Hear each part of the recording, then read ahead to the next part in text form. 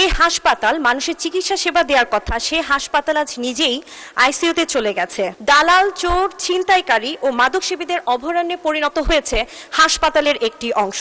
এখানে অ্যাম্বুলেন্স রয়েছে কিন্তু চালক নেই, 9তলা ভবন রয়েছে কিন্তু রোগীদের জন্য পর্যাপ্ত লিফট নেই।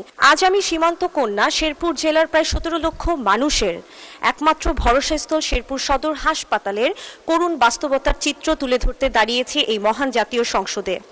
যে হাসপাতাল মানুষের চিকিৎসা সেবা দেওয়ার কথা সে হাসপাতাল আজ নিজেই আইসিইউতে চলে গেছে।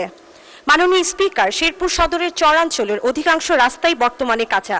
সেই দুর্গম পথ পাড়ি দিয়ে যখন একজন অসুস্থ ব্যক্তি, একজন মুমূর্ষু রোগী কিংবা গর্ভবতী মা জীবন বাঁচানোর শেষ আশায় শেরপুর সদর হাসপাতালে এসে হাসপাতালের বেড না পেয়ে হাসপাতালের মেঝে, বারান্দা কিংবা করিডোরে দিনের পর দিন কাটাতে থাকে, বিষয়টি অত্যন্ত হৃদয় বিদারক।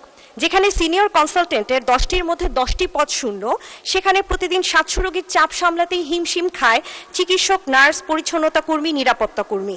এখানে অ্যাম্বুলেন্স রয়েছে কিন্তু চালক নেই, 9তলা ভবন রয়েছে কিন্তু রোগীদের জন্য পর্যাপ্ত লিফট নেই। করোনাকালীন সময় শেরপুর সদর হাসপাতালে প্রায় 11 কোটি টাকা ব্যয়ে একটি আইসিইউ সিসিইউ ইউনিট নির্মাণ করা হয়েছিল, কিন্তু প্রয়োজনীয় জনবলের অভাবে বর্তমান শেরপুর সদর হাসপাতালের এই ইউনিটগুলো অকেজো হয়ে পড়ে আছে। দীর্ঘদিন তালাবদ্ধ থাকায় ইউনিটটি এখন মাদক সেবীদের আড্ডাখানায় পরিণত হয়েছে। এমনকি গুরুত্বপূর্ণ চিকিৎসা যন্ত্রপাতিও চুরি হয়ে যাচ্ছে।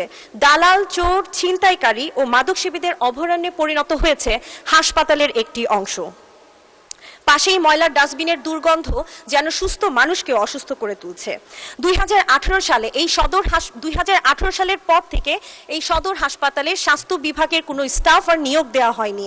গত 8 বছরে 6 বারের মতো নিয়োগ পরীক্ষার তারিখ দেওয়া হলেও কোনো এক অদৃশ্য শক্তির কারণে পরীক্ষাটি বারবার পিছিয়ে যায়। মাননীয় স্পিকার, এই মহান জাতীয় সংসদে মাননীয় স্বাস্থ্যমন্ত্রীর দৃষ্টি আকর্ষণ করে বলতে চাই, অবহেলিত